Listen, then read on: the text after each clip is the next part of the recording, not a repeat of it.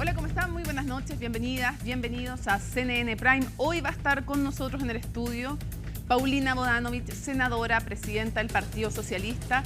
Va a ser muy interesante, hay muchos que quieren saber qué sabe ella, qué opina ella respecto de lo que es evidentemente noticia en los últimos momentos. Este rumor, esta información aún no confirmada de que la expresidenta Bachelet bajaría su candidatura para apoyar a Carolina Toá. Bueno, de eso y más vamos a estar conversando con la timonel del Partido Socialista, una jornada llena de noticias, y comenzamos con estas titulares.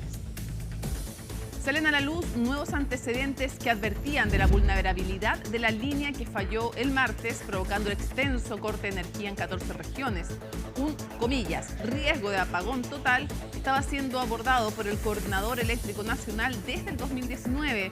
Esta tarde, en tanto, un nuevo incidente dejó sin suministro a 44.000 clientes en las comunas de Tiltil, Lampa y Colina. Hoy comenzó la demolición del edificio Puerto de Palos en Hualpén, una de las estructuras que quedó inhabitable completamente. De hecho, tras el terremoto 8,8 Richter que sacudió, recordemos, a gran parte del país. A 15 años de la catástrofe, el gobierno valoró las mejoras que se han introducido para responder a las emergencias, mientras la oposición criticó a la expresidenta Bachelet. Donald Trump se retractó de los dichos de ayer y aseguró que los aranceles a México y Canadá van a entrar en vigor el próximo 4 de marzo. El mandatario insistió en la imposición de esas tarifas como castigo, dice, al ingreso de drogas y a la migración ilegal. La presidenta de México ya solicitó una llamada con Trump y sigue a la espera de una respuesta. Y en instantes comienza la cuarta jornada del Festival de Viña 2025. La llamada Noche Anglo se va a iniciar con la banda estadounidense Incubus, que va además a agregarse al humor que va a regresar a la quinta con el comediante Juan Pablo López. El cierre va a estar a cargo de los británicos The Cult. Todo esto y mucho más, porque aquí comienza CNN Prime.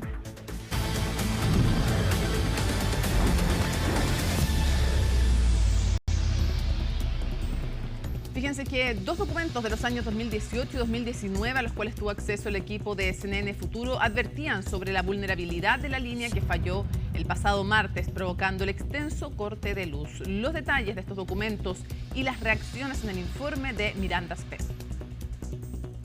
El apagón general ocurrido el martes 25 de febrero ha sido el evento más grave que ha vivido la red eléctrica en Chile.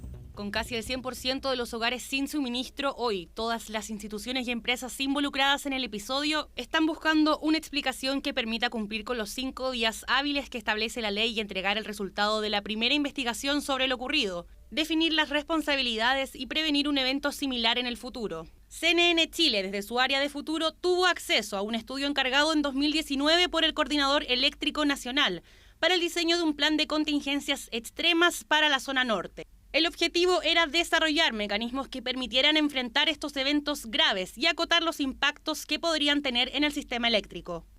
El estudio señala específicamente respecto de la línea Nueva Pan de Azúcar Polpaico que, de acuerdo al análisis ante transferencias elevadas, la contingencia de severidad 6 del tramo Nueva Pan de Azúcar Polpaico conlleva en inestabilidades angulares y de tensión que requerirán indefectiblemente de medidas que eviten un desmembramiento incontrolado del sistema. Es decir, a inicios de 2019 el coordinador ya tenía la información para pedir obras a la empresa que permitieran acotar las fallas si esta ocurría. Al parecer, recomendaciones que no fueron aplicadas. Entiendo un informe cuyo destinatario es el coordinador eléctrico, y es en ese contexto donde es el coordinador que tiene que emitir respuestas sobre ese punto. Si realizó observaciones, si se hicieron esas correcciones. La información que manejaba el coordinador ya en el año 2019 es que el sistema necesitaba estructurar un plan de defensa ante estas contingencias extremas. ¿Ya? Y ese plan efectivamente se diseñó, se desarrolló, pero al parecer, al menos por la información que nosotros hemos recabado, ese plan en alguna de sus partes nunca fue ejecutado. Fuimos en búsqueda de las empresas involucradas y ninguna de ellas se quiso referir al informe señalado. Sin embargo, desde el CEN señalaron mediante un comunicado de prensa donde confirman que la implementación sí tiene un retraso. El coordinador ha hecho un seguimiento del avance del desarrollo de este servicio desde que se instruyó. El retraso de este plan ha sido informado periódicamente de acuerdo a lo que establece la normativa técnica desde el 2021. Es el coordinador, el ente encargado en nuestra regulación para tomar este caso informarlo a la Superintendencia de Electricidad y Combustible y que sea la Superintendencia quien entonces se comunique con las empresas responsables de ejecutar las instrucciones que está sugiriendo el coordinador. Esa petición nunca se hizo. Al parecer no. El coordinador es el agente, institución pública que está a cargo del plan de recuperación. Entonces, evidentemente, el coordinador puede estar muy bien preparado, muy bien formado, todo eso, pero evidentemente para la tranquilidad de todo el mundo es mucho mejor que otra persona u otro grupo de personas miren esto y digan, bueno, el coordinador hizo bien esto, no hizo bien esto, no estaba, en fin. Pero eso no es todo. Un nuevo informe al cual accedió CNN Chile del año 2018, encargado por el CEN, se refiere al respecto. En el caso de altas transferencias de potencia previa a la contingencia, podrían derivar en un apagón total, mayor al 70% de la demanda del CEN. Por tal razón, sería posible calificarlas como contingencias extremas y, por consecuencia, candidatas para implementar un plan de defensa que permita hacerle frente. Incluso hay reportes del propio coordinador indicando que ante transferencias superiores a los 1.600 megawatts, el sistema, aún contando con este plan de contingencia, plan de defensa ante contingencia extrema implementado, el sistema igual se podría haber expuesto a un apagón total. ¿Ya? Y en este caso, el punto de operación efectivamente fue mayor a los 1.600 megawatts. Son los últimos antecedentes que deberán ser investigados a fondo del apagón más grande de la historia de Chile.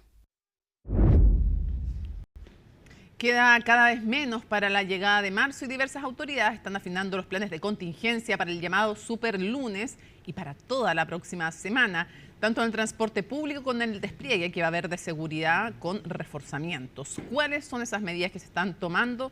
Natalia Muñoz nos cuenta. Todo está comprado ya.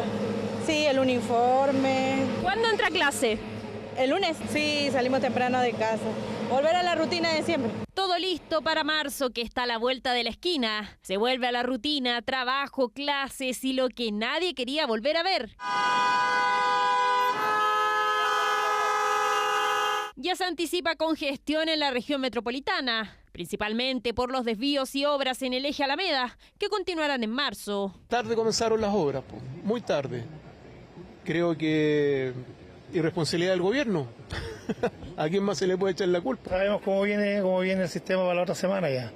Pero por el momento se ve poco, todavía falta una semana para que llegue toda la gente. Eso va a ser terrible. Hace años aquí en Santiago ya que estamos saturados, hay muchos autos. Este es uno de los puntos más complicados. Continúan los desvíos para los vehículos particulares de Poniente a Oriente, entre las calles Ramón Corbalán y Seminario, tramo en el que solo podrá circular el transporte público. También hemos reforzado las condiciones de seguridad en el contexto de las obras que se desarrollan aquí, del plan de desvíos que va a generar, por supuesto, un impacto y por eso hacemos un llamado a la población a que esté informada y que planifique sus viajes. Se deberán tomar rutas alternativas, Avenida Diagonal Paraguay para luego continuar el trayecto hacia el oriente por Rancagua, o bien por Ramón Corbalán para conectar con Vicuña Maquena, pero no son los únicos desvíos en la capital. También las obras de mitigación del Mall Costanera Center en el sector de Estación Tobalaba van a exigir también la comprensión del automovilista y la planificación. Hay muchas personas que se fueron de vacaciones y que van a encontrar distintos trabajos al interior de nuestra ciudad.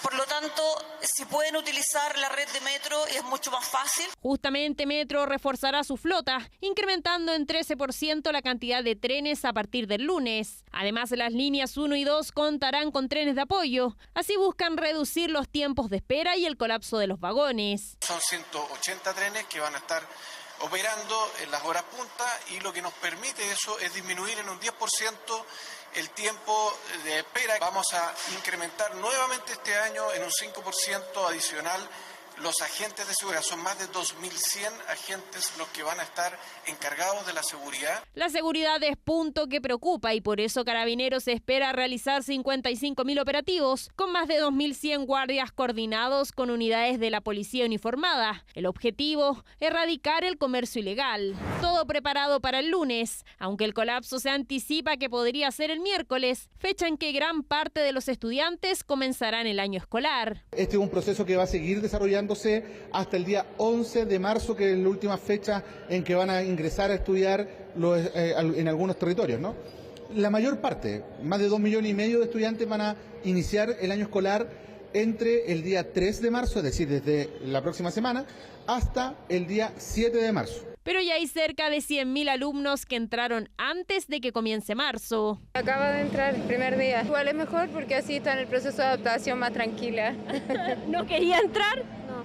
Aunque no quería, tuvo que volver igual a clases. Proceso de retorno al que ya estamos acostumbrados, pero siempre cuesta. Hay que venir un poco más temprano, claro, por el tema del metro igual. Totalmente preparada para el super lunes, sí, de todas maneras. Salir con tiempo, bastante paciencia, sobre todo. Sí, va a ser bien difícil la situación porque empieza a colapsarse todo lo que es locomoción. Es que en realidad todo es difícil, metro, micro. Además, se reforzará gradualmente los recorridos de la red de buses, incorporando más de 1.500 adicionales. Aumento del 32% que permitirá mejorar la frecuencia y reducir los tiempos de espera. A prepararse y tener paciencia, porque sin duda habrán atochamientos en los horarios punta esta primera semana de marzo.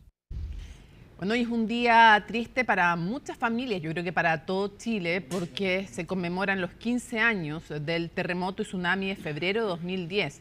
Bueno, en este contexto, la UDI publicó un video apuntando a la ineficiencia de la expresidenta Michelle Bachelet por no haber tomado a tiempo las medidas que significaron pérdidas humanas. Además, el registro aprovecha de abordar la demora en la reconstrucción por el incendio que afectó a la quinta región. Colomba Eichholz nos cuenta. Estamos en presencia naturalmente de un sismo mayor, ¿no es verdad? Terremoto, palabras chilenas. Yo solo puedo señalar hasta ahora lo confirmado, que son estos 5 fallecidos en la región del Maule, 1 en la región de la Araucanía. No podemos descartar que pueda haber otros fallecidos y probablemente heridos. 15 años atrás, las declaraciones de la entonces presidenta Michelle Bachelet intentaban dar claridad a la ciudadanía por la magnitud del sismo que horas antes había azotado al país. A las 5:55 de la mañana se hablaba de 6 fallecidos, pero dada la magnitud del desastre natural, esa cifra solo fue creciendo, al igual que los desplomes que la luz del día permitió ir conociendo. Hoy, en medio de la incertidumbre por una eventual tercera carrera presidencial de la socialista, sectores de la oposición recuerdan lo que fue su gestión a 13 días de que su primer mandato finalizara. Chile, un país de contrastes y desafíos, que los vivimos el 27F, cuando por la ineficiencia de la expresidenta Bachelet no se tomaron a tiempo las medidas, que significaron pérdidas no solamente materiales, sino que de vidas humanas. El presidente Piñera decidió llevar adelante una tarea titánica. No solamente significó movilizar recursos del sector público, sino que también involucrar al mundo privado para iniciar la labor de reconstrucción más grande que hemos vivido en nuestro país. Una comparativa de ambas figuras políticas que por estos días es recurrente, pues se comienzan a asomar las elecciones presidenciales y la competitividad que representa la expresidenta se podría convertir en una amenaza para la exalcaldesa de Providencia, que si bien encabeza las encuestas, Michelle Bachelet le sigue con las preferencias aún sin confirmar su participación en la carrera. Lamentamos enormemente la pérdida de vidas, la pérdida de viviendas, de negocios, de todo lo que la gente había ahorrado durante toda una vida. Por otra parte, vimos lo mejor de Chile y al mismo tiempo vimos al presidente Piñera incansable, con las botas en el barro, y eso en realidad nos llena de orgullo. Tenemos 2 liderazgos muy distintos, uno que mostró ser tremendamente temeroso, poco eficiente, y otro totalmente decidido a que el país fuera realmente construido en un plazo breve. Hoy para el gobierno la fecha de dicho acontecimiento se convierte en una razón de reflexión, pero también en un punto de inflexión que logró mejorar la institucionalidad para actuar de manera más eficiente en emergencias como esa. Sin duda es un día de harta reflexión, hay muchas familias que sufrieron mucho a propósito del 27F. Como Estado y como institucionalidad hemos aprendido a lo largo del tiempo y hemos ido mejorando. La misma creación de Senapred da cuenta de aquello. Cuestión que para la oposición no termina de convencer y apuntan a la lenta reconstrucción de la región de Valparaíso como prueba de ello. Esta es la tragedia más grande que hemos vivido como país desde el terremoto del 27 de febrero del año 2010. Al presidente Boric le tocó asumir un desafío muy doloroso, como fue llevar adelante la reconstrucción después del incendio en la quinta región. Desafío doloroso, pero de menor magnitud de la que enfrentó el presidente Piñera. Y ahí, la incapacidad, la burocracia, la indolencia han mantenido a miles de familias de la quinta región todavía con la incertidumbre de cuándo podrán volver a tener sus casas. Demora que ha sido duramente criticada por los afectados del incendio en la quinta región, pero también por autoridades locales que han ido fiscalizando la situación.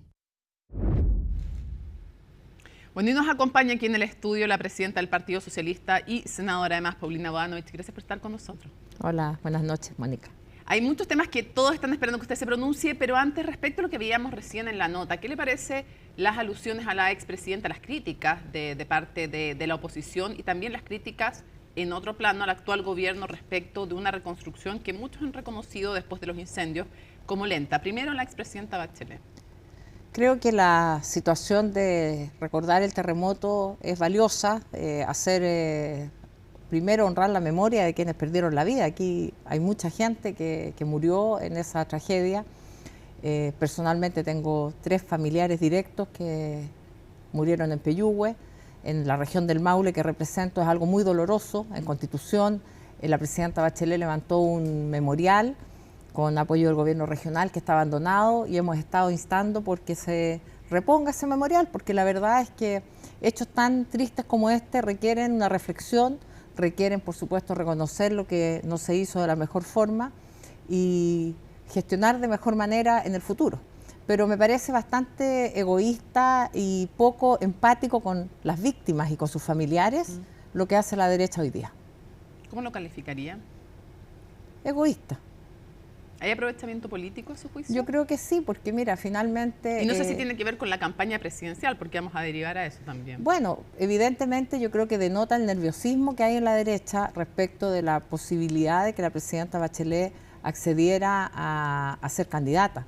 Y empiezan, obviamente, estos golpes que son arteros, diría yo, porque precisamente no solo le afectan a ella, sino que van directamente a las familiares y los familiares de las víctimas. ¿No le parece que es una crítica válida a lo que no se hizo bien en esa época? Porque eso es lo que dice, eso es lo que ha contestado la derecha. Es que una cosa es la crítica, otra es la propuesta, que yo no veo dónde hay propuestas, tampoco pasando a lo de Valparaíso, veo aprovechamiento político en ambas situaciones y veo poca empatía con las víctimas.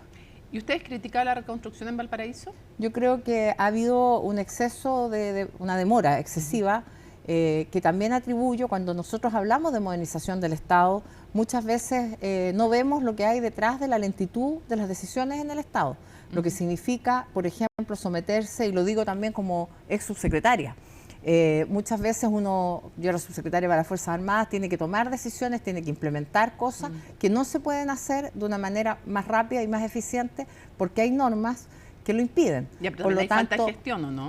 Pero también creo que hay que poner el énfasis, por ejemplo, en lo que significa todo el sistema de licitaciones, que a mí me parece que está bien. Tenemos que tener transparencia, la máxima rigurosidad, el control de la Contraloría, pero frente a situaciones tan graves y excepcionales como las que ocurrieron en el caso de el terremoto o el caso de Valparaíso, también deberá haber alguna norma excepcional que permita gestionar con mucha más agilidad. Desconozco los detalles también de lo que ha significado el proceso de reconstrucción en Valparaíso. Ya, pero usted ha sido crítica de él y la pregunta finalmente, para que pasemos al tema presidencial, es si tiene razón Chile Vamos cuando dice la verdad es que comparativamente la gestión del expresidente Sebastián Piñera para la reconstrucción del terremoto fue mucho mejor que con un problema mucho menor la que ha tenido el presidente Boric respecto del incendio en Valparaíso. Yo creo que comparar situaciones distintas también es complejo. Me parece que efectivamente el presidente Piñera gestionó de buena manera la reconstrucción, tuvo el apoyo también transversal de todas las personas, de toda la comunidad, de los privados que participaron muy activamente en aquello, en ese tiempo el desafío Levantemos Chile, en fin.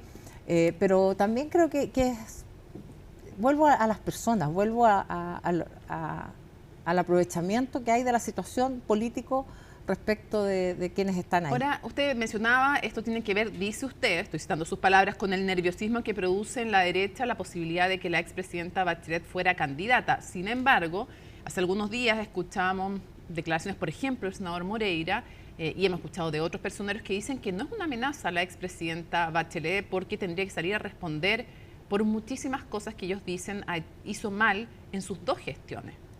y va a poder mostrar todas las que hizo bien, que son muchas, y yo creo que eso es lo que los pone nerviosos. ¿Usted cree que no es verdad que no la ven como una amenaza?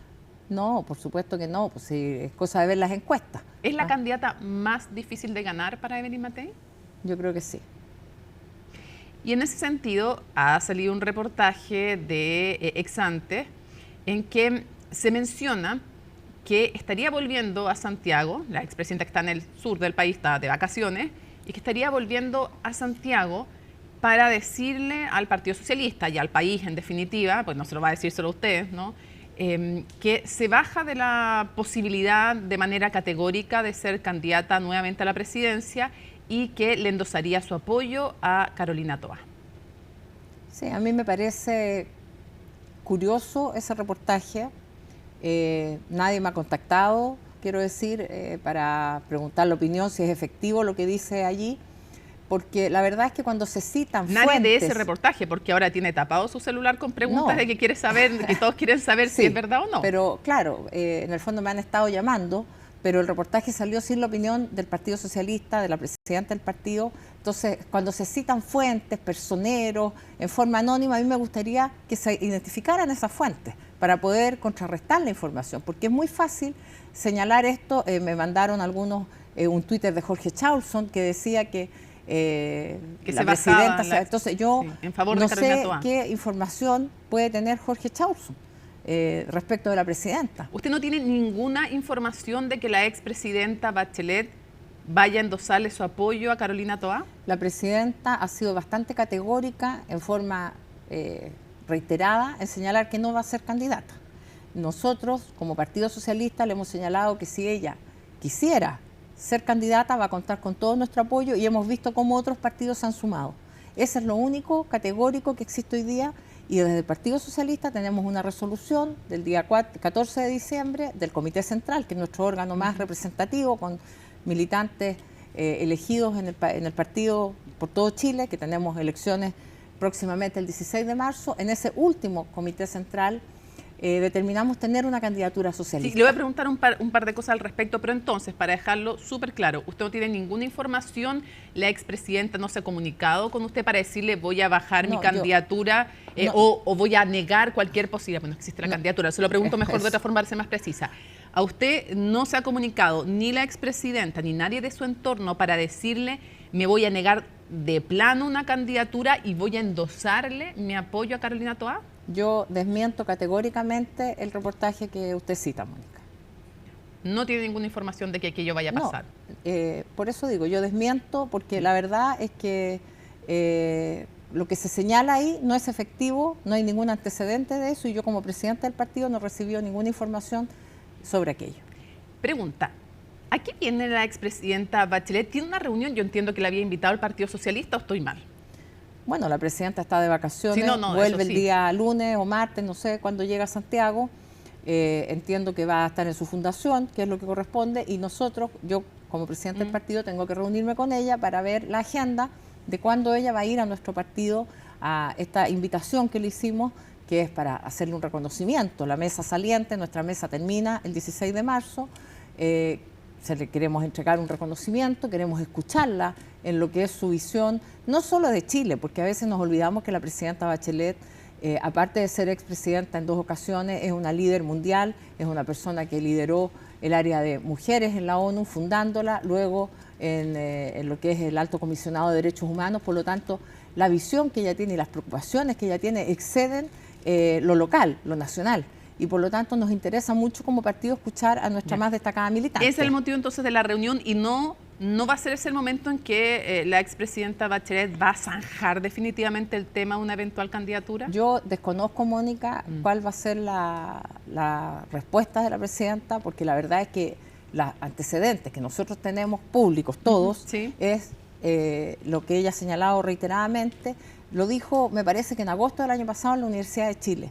Dijo, yo no quiero ser candidata, no quiero volver a ser candidata a la presidencia, y le pido a los partidos que determinen y elijan nuevos liderazgos. Yo sé, pero también le dijo Matilde Burgos, cuando estábamos en el aniversario del golpe de Estado, que no quería verse, ojalá, frente a la disyuntiva de que ella fuera la única alternativa, estoy cambiando un poco las palabras, pero estoy en la idea de la única alternativa de triunfo frente a una derecha más extrema.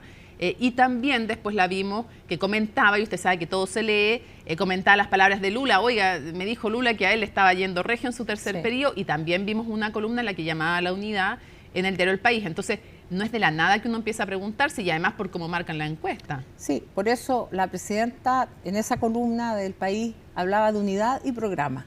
Sí. Y nosotros como progresismo estamos trabajando en esas dos cosas. En el programa, en bases programáticas, no en un listado de medidas, sino más bien en cómo todo el progresismo, desde la democracia cristiana al Partido Comunista, logramos construir esa base programática. Pero va a ser necesario, sí, pero va a ser necesario, porque después le quiero preguntar del programa a raíz de otro tema también que está sobre la mesa. Pero va a ser necesario igual un pronunciamiento en algún momento de la expresidenta que zanje definitivamente el tema, porque igual todos están preguntando. Sí, yo va a ser necesario lo entiendo y lo comprendo, pero nosotros como progresismo estamos construyendo esas bases de unidad. Pero ¿esto va a ser necesario o no? Que ella de nuevo vuelva a zanjar el tema. Bueno, yo creo que ella se va a pronunciar de alguna manera. En algún momento, digámoslo. Lógico, porque evidentemente entiende que hay una expectación y una expectativa de muchos y de muchas. Nosotros cuando estamos en terreno, en la calle, yo paso gran parte del día con la gente en las juntas de vecinos, en la feria, en fin, en distintos lugares. La gente realmente tiene mucha esperanza en que ella pueda asumir eso. Ya, y una pero pregunta. También, pero un segundo con el tema de las bases programáticas. Es que voy a ir a eso, pero antes quiero despejar algo que no sé si es verdad o no. A ver. ¿Por qué? En el mostrador hace algún tiempo salió que usted le había pedido a la expresidenta Bachelet por ahí por enero que reconsiderara su negativa a ser candidata. ¿Es verdad que usted le pidió eso? Mira, ¿O no es verdad? Yo creo que se van poniendo lo dijo palabras. Camilo Escalona, sí, no lo inventó el mostrador. Los colegas del mostrador recogieron las palabras. Y lo dijo en la radio también. Sí, pues lo que yo le pedí a la presidenta, o más bien le señalé, fue que le pedí que fuera al partido, a esta reunión que nosotros queremos escucharla, y también le señalé que el partido tenía una discusión interna donde ella era la candidata que representaba al partido entero y que por lo tanto si ella considerara eso. O sea, usted le pidió que considerara ese factor. Ese factor, ya. Claro. Bueno, es bastante parecido a lo que... por eso lo digo. Pero eso ponerlo... Ahora, una pregunta. Si es que, eventualmente, si es que la expresidenta Bachelet le diera su apoyo a Carolina Toá, para ustedes como Partido Socialista, ¿es de alguna manera mandatorio, obligatorio plegarse a esa decisión de la expresidenta o no?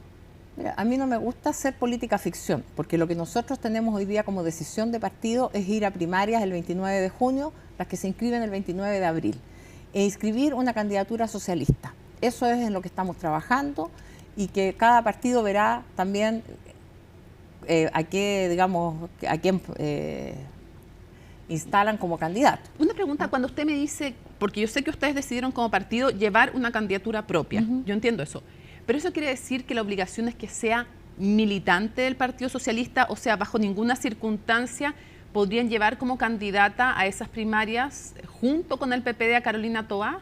No, es que, mira...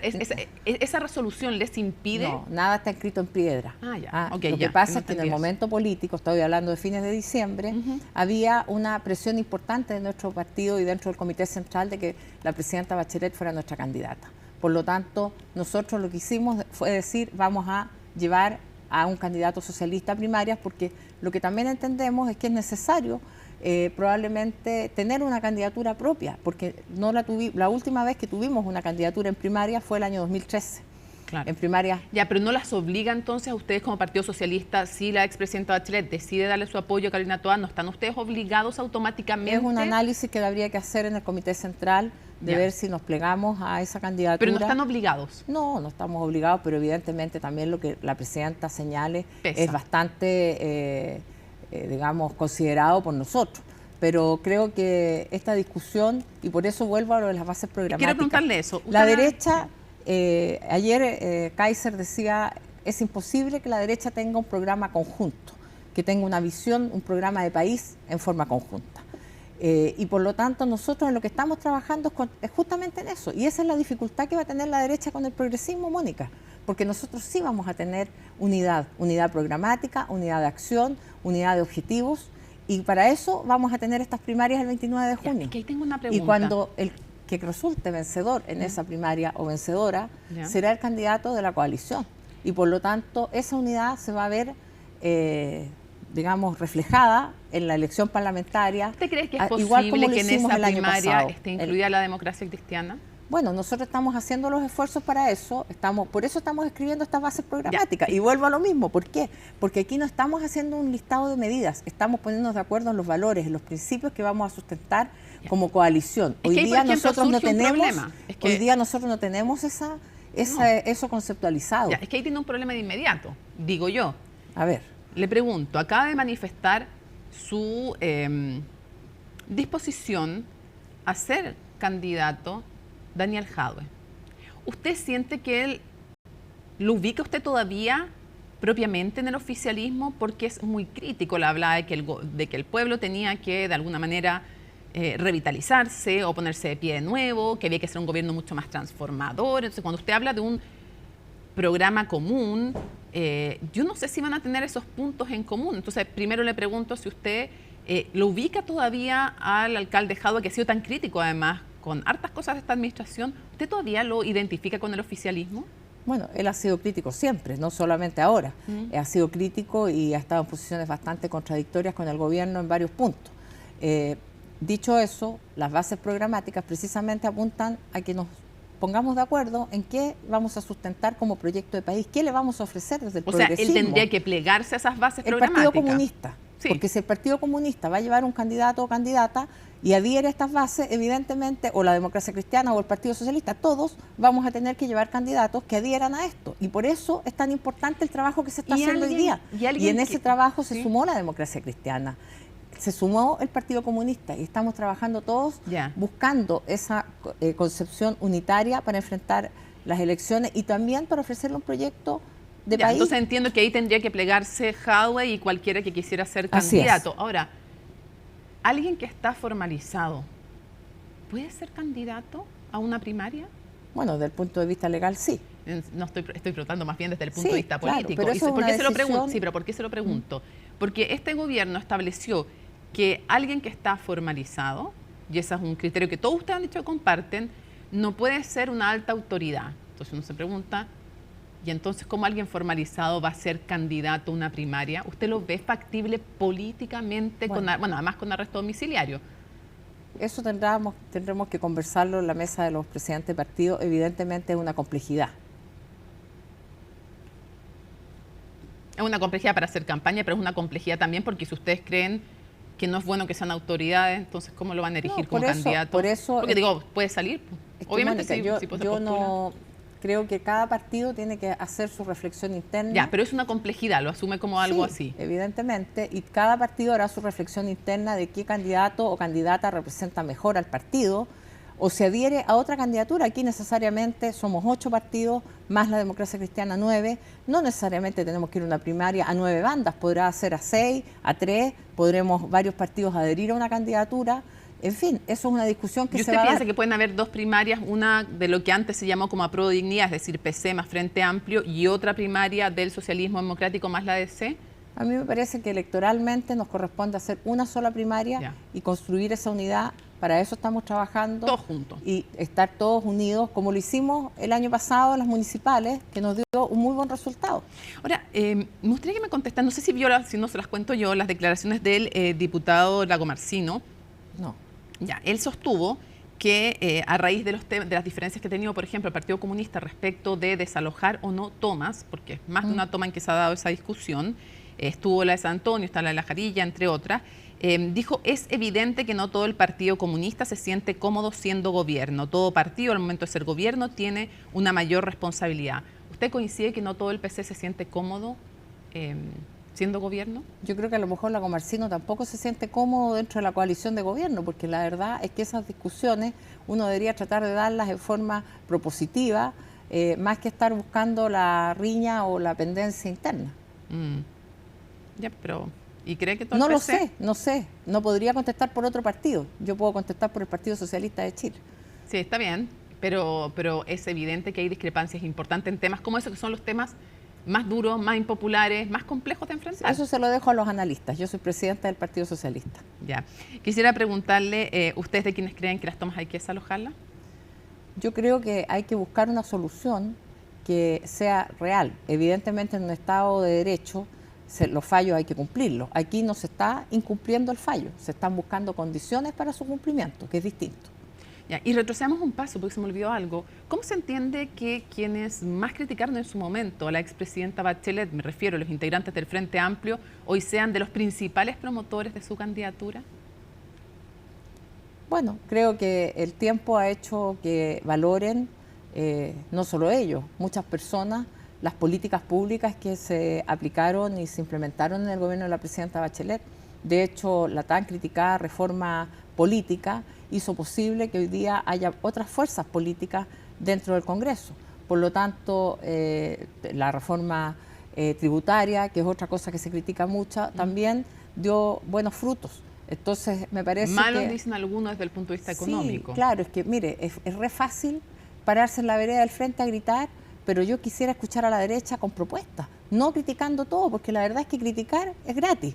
Yo quisiera escuchar a la candidata Matei con propuestas. Mire, ataca a uno un día, al otro día, parece que se levanta y ve en el diario contra quién pelear. Pero ¿dónde están las propuestas presidenciales? Esto no se trata de, ya que estamos con el Festival de Viña, desde la galucha, pifiar.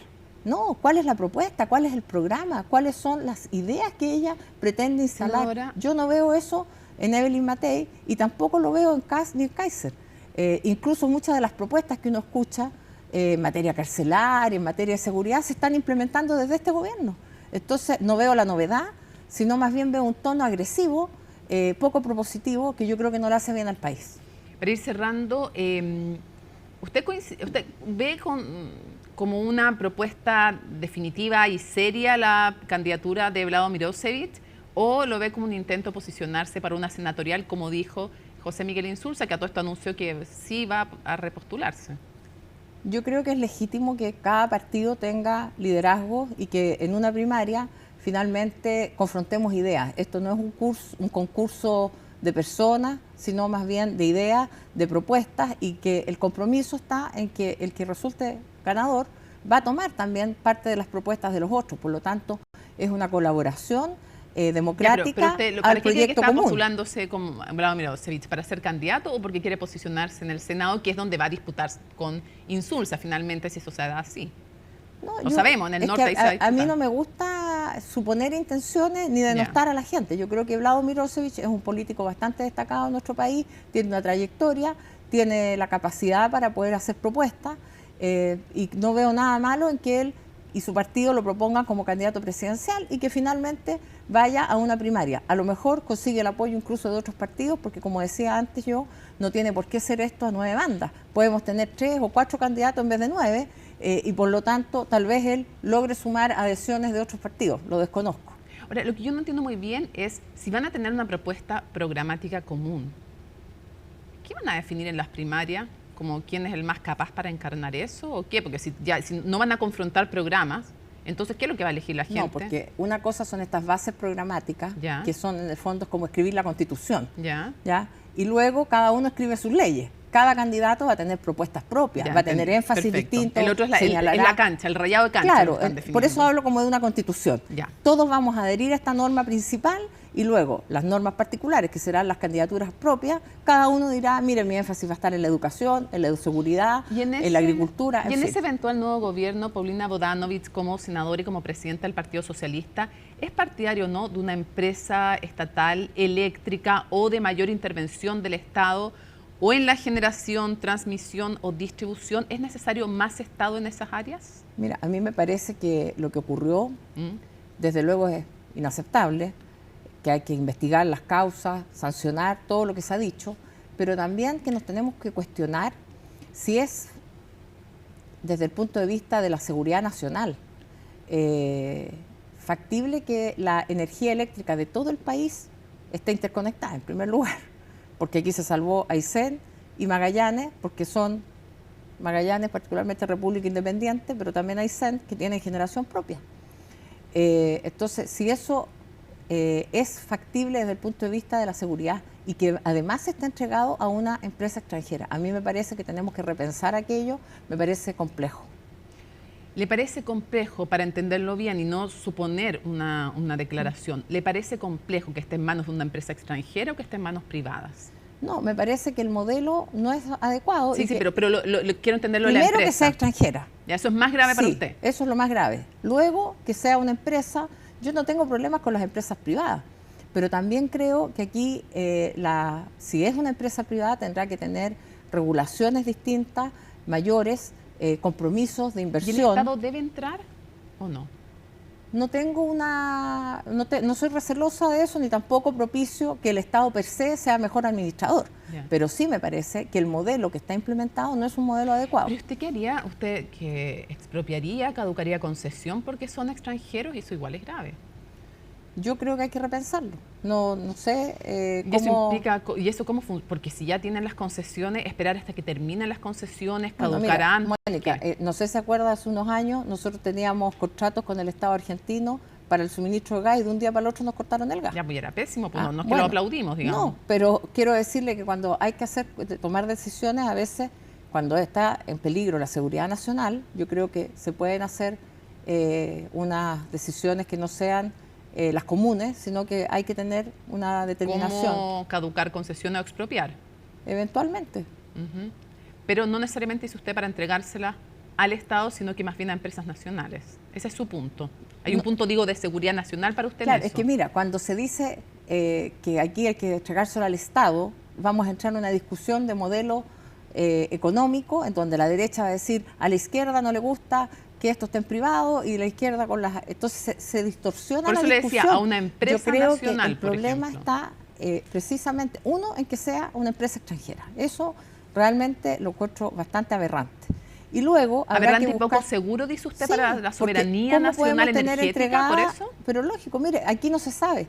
No se sabe lo que pasó, si fue el software, si alguien apagó el interruptor, si fue un boicot, nadie tiene idea de lo que pasó. El gobierno dice que está descartado boicot. Bueno, pero tenemos que esperar los resultados y creo que esto es de gravedad porque lo que ocurrió ese día, afortunadamente tenemos un país donde la gente reacciona en forma bien adecuada, la gente se fue a sus casas tranquila, yo creo que hay que felicitar a la ciudadanía porque cada uno hizo lo que tenía que hacer, se decretó un estado de excepción que a mí me parece bien que se haya decretado, porque podría haberse prestado para desmanes, para saqueos, y finalmente tuvimos un buen comportamiento ciudadano.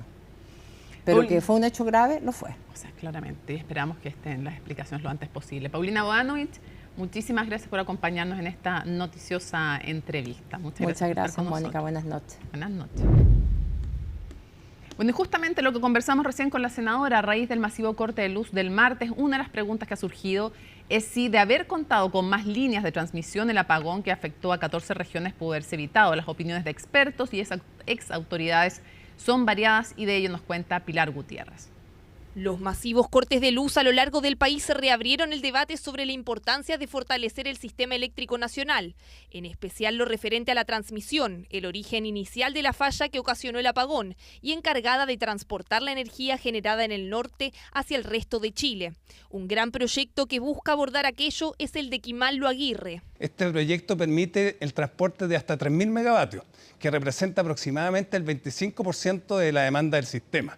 Entonces, efectivamente, la magnitud es muy importante, las ventajas son menores pérdidas de transmisión. Es un ejemplo de los esfuerzos por fortalecer la transmisión en el país, punto que ha sido denominado el cuello de botella del sistema eléctrico, ya que estas líneas no han crecido al mismo ritmo de la generación, ocasionando dificultades en el transporte de la energía. Pero, ¿haber contado con más transmisión hubiese mitigado el impacto de lo ocurrido? Si bien haber tenido más transmisión a tiempo probablemente hubiera colaborado en alguna medida en este problema, no es el tema principal. Acá el tema principal es la falla que se genera en una especie de cadena. Si con esta línea hoy día pudiésemos haber evitado una situación como la ocurría el día antes de ayer, sí, pero también la situación ocurrida el día antes de ayer se podría haber evitado con mayores una mejor planificación de la operación del sistema, inversiones como puede ser la línea Kimal-Lo Aguirre, que te permite contar con mayor redundancias. Este proyecto en particular, que inició su tramitación ambiental en 2023, atravesará desde la comuna de María Elena, en Antofagasta, hasta Pudahuel, en la zona centro. Se estima que para 2029 la línea entraría en operación, con una extensión de 1.346 kilómetros, más de 2.500 torres, una capacidad de 3.000 megawatts y una inversión inicial de casi 1.500 millones de dólares. ¿Hubiera estado la línea de transmisión Kimal-Lo Aguirre en funciones, habría evitado esto? No. Para ser bien preciso. No, esto no hubiera cambiado. Digamos, depende de la situación, digamos, pero si en el fondo la transmisión hubiera sido exactamente la misma, la cantidad de flujo hubiera sido el mismo, no habríamos tenido más o menos la misma situación. Nos da más tranquilidad porque podíamos empezar a usar la otra línea antes de recuperar esta, entonces teníamos los tiempos de recuperación más rápido, en fin, pero hay una serie de operaciones que hay que hacer de todas maneras. El tener más infraestructura, sobre todo la línea Kimal-Lo Aguirre, que es una línea con una inmensa capacidad de transporte de energía, te ayuda a manejar una situación así, a disminuir las posibilidades de un evento de estas características y también a recuperar más rápido el sistema. Si bien en este caso se generaron problemas en varias etapas, el origen provino de una falla en una línea de transmisión relevante. Aunque no hay consenso en si contar con más líneas hubiese mitigado en parte lo ocurrido, sí hay acuerdo en la necesidad de construir más líneas. Va a permitir trasladar mayores volúmenes, de eso no hay duda. Pero la incógnita que se instala aquí es si no se está haciendo una buena gestión, si no se están supervisando los esquemas de monitoreo, de control, no hay buenos protocolos de manejo, gestión de contingencias, podemos correr un riesgo igual o mayor en el futuro. Y es que en lo que sí coinciden los expertos es que lo ocurrido el martes deja en evidencia un problema de gestión en la operación del sistema eléctrico nacional. Aún así, más allá de la contingencia, defienden la relevancia de proyectos como Kimal-Lo Aguirre. Es el mayor proyecto energético que estamos emprendiendo como país, de una enorme envergadura, pero no necesariamente habría evitado el colapso de la línea que tuvimos el martes pasado, porque efectivamente hubo una doble falla en el circuito de la línea de Cardona por Paico. Entonces, si bien es fundamental para la descarbonización, no necesariamente habría evitado el colapso del martes pasado. Se espera que el megaproyecto entre en operación en 2029, aunque se ha alertado sobre si la fecha podrá cumplirse debido a los más de 5.000 permisos que involucra, desde la empresa sostienen ese cronograma. Actualmente ya ha avanzado en su tramitación y ya cuenta con el segundo informe favorable por parte del Servicio de Evaluación Ambiental. Bueno, ya lista junto a Alicia Contreras para revisar las informaciones internacionales. ¿Cómo estás? Buenas noches. Buenas noches, Mónica. Vamos a partir en Estados Unidos porque finalmente va a ser el martes 4 de marzo cuando Donald Trump asegura que van a entrar en vigor estos aranceles a México y a Canadá. Se trata de aranceles al 25% de las importaciones de estos países como castigo, más bien, según dice Donald Trump, por el ingreso de droga y la migración ilegal desde ambos países. Además, se suman los aranceles desde Estados Unidos a todas las tarifas recíprocas que les impongan a Estados Unidos, y estas van a comenzar el 2 de abril. Desde México aseguran que van a tener la cabeza fría, que van a realizar la misma estrategia de la vez pasada, de negociar con el gobierno estadounidense entonces para poder aplazar estas tarifas que desde los expertos aseguran que no es un beneficio para la economía, sino que es más bien es perjudicial, y que quienes pagan estos aranceles es el consumidor. Escuchemos de todas formas lo que dijo Donald Trump al anunciar esta fecha. Hemos hecho un gran trabajo. Si miras a Tom Homan y a Christie, ha sido increíble. Ambos han hecho un gran trabajo en términos de la frontera, pero las drogas siguen entrando a nuestro país y eso mata a cientos de miles de personas. Estamos perdiendo sustancialmente más de 100,000 personas. Quiero decir, muertos, están muertos. Las familias están destruidas después de que eso sucede, así que no solo es eso, sino que las familias están absolutamente destruidas. Las drogas entran a través de México. Muchas de ellas, no todas, pero muchas de ellas vienen de China y por eso hicimos eso. Es 10 más 10. ¿Hubo confusión con eso? Es 10 más 10. Es el segundo 10. Creo que eventualmente vas a ver cómo las drogas dejan de entrar porque el país no debería permitir que esas drogas lleguen a Estados Unidos de América y no vamos a permitir que eso suceda. Así que eso va a suceder el 4 de marzo y luego el 2 de abril tenemos aranceles recíprocos. Le cobraremos a los países lo que nos están cobrando a nosotros. Mónica, y vamos ahora a Argentina con esta noticia que llamó mucho la atención y es bien polémica.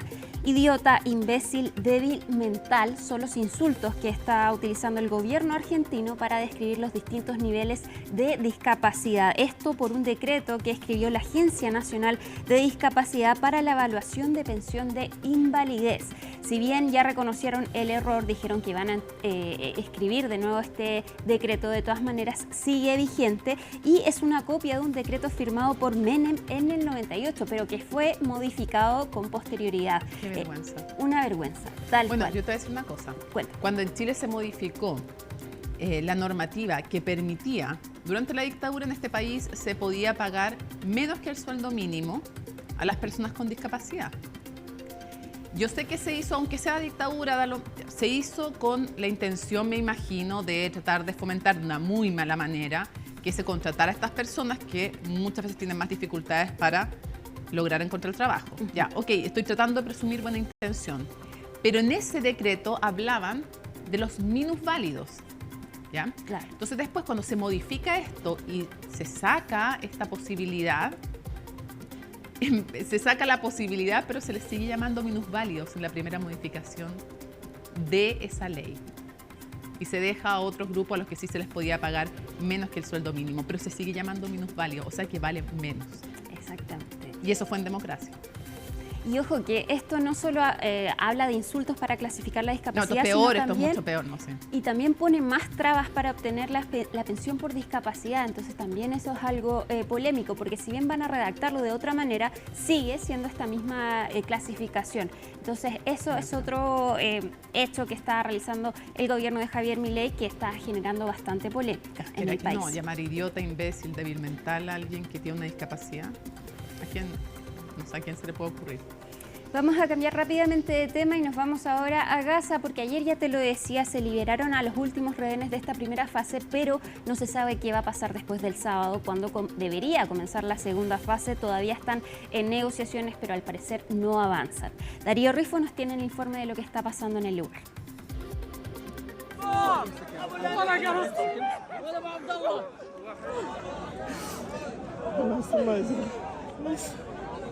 La primera fase del alto al fuego en Gaza está llegando a su fin. En este último intercambio entre Hamás e Israel fueron liberados cientos de prisioneros palestinos a cambio de los cuerpos de 4 rehenes israelíes. Los presos fueron transportados hacia la ciudad de Khan Yunis, al sur de la Franja de Gaza, quienes denunciaron maltratos durante su presidio. Los presos sufren de sarna y suciedad. No hay higiene ni nada, solo sufrimiento. Gracias a Dios, Señor de los mundos, que salimos de la cárcel. No hay nada, ni medicamentos. Yo soy como cualquier otro preso. Durante el primer periodo en prisión estuvimos esposados y con los ojos vendados durante 90 días. No veíamos a nadie y nadie nos veía a nosotros. Solíamos sentarnos de rodillas o sobre nuestras nalgas durante 18 o 20 horas. El intercambio fue retrasado debido a las protestas de Israel por cómo Hamás hizo la última entrega de cuerpos, en una ceremonia que fue criticada por organismos internacionales. Los restos fueron recibidos por la Cruz Roja, con Egipto como mediador, y el análisis forense confirmó que estos correspondían a los nombres confirmados por Hamás. Aún quedan alrededor de 60 rehenes israelíes en Gaza. Si el alto al fuego no se lleva a cabo, el acuerdo se detiene a mitad de camino y nuestra gente se queda allí, será un dolor y un miedo enormes para nosotros y sobre todo, una tortura para la gente que todavía está en manos de una organización terrorista que los arrancó de sus familias, de sus vidas y todavía los mantiene en los túneles, en el hambre y la tortura. Israel confirmó que enviará una delegación al Cairo para empezar a negociar las condiciones de la segunda fase, cuyo avance se puede ver truncado por la negativa de Israel a retirarse militarmente del corredor Filadelfia, el paso fronterizo que separa a la Franja de Gaza y Egipto. El enviado especial de Estados Unidos señaló la posibilidad de extender la primera fase con más intercambios. This is a vicious group of people, and Israel's going to have to decide what they're doing. Phase 1 is going to be ending.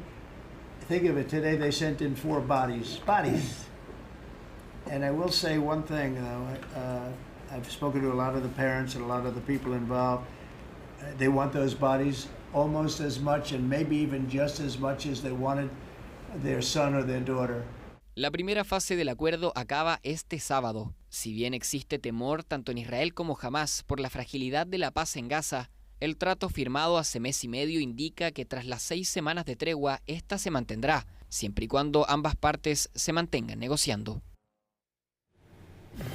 Mónica, y vamos a terminar con la muerte de este actor ganador 2 veces del Oscar, Gene Hackman, quien murió a los 95 años, pero hay que investigar qué fue lo que pasó con él, porque su cuerpo fue encontrado junto al de su esposa en su casa en Nuevo México. No se saben las causas de la muerte de ambos, y también su perro, un pastor alemán, fue encontrado muerto. Ambos los cuerpos estaban en distintas habitaciones. No hay señales o indicios de que sea un crimen. Se investigó si podía ser una fuga de gas. Hasta ahora no hay indicios de esto. También se encontraron píldoras cerca del cuerpo de ella, pero tampoco pueden confirmar entonces qué fue lo que pasó con ambos. Ella tenía 63 años y además había otros 2 perros que los encontraron vivos. Tampoco hay forcejeo de las puertas de su casa ni nada que pueda indicar que podría haber sido un robo o algún otro tipo de delito. Se está investigando qué pasó con Gene Hackman, pero tuvo una trayectoria muy importante en Hollywood. Ganó el Oscar 2 veces, ganó 2 veces el BAFTA, fue el Lex Luthor en Superman, también estuvo en The French Connection. Partió su carrera en películas recién a los 36 años con Bonnie and Clyde, pero después de eso tuvo una carrera muy exitosa y sus compañeros de Hollywood ya lo despidieron en sus redes sociales, alabando su carrera, su talento y también cómo era él como persona. Ya. Ahí terminamos entonces. Terminamos, pero terminamos todo. Todo. Porque nos despedimos junto a Alicia. Una vez más, gracias por acompañarnos. Por supuesto, ya está, nos están preguntando, ya está en nuestras redes sociales la entrevista completa a Paulina Bodanovich, presidenta del Partido Socialista, que estuvo súper noticiosa. Y es jueves, por lo tanto, es un día de CNN Íntimo. Doña Matilde Burgos, como siempre, con entrevistas de excelencia desde el punto de vista de contingencia y también humano. Así es que decimos, como siempre, jueves 27 de febrero. Así estuvo nuestro país y el mundo. Somos CNN Chile. Buenas noches.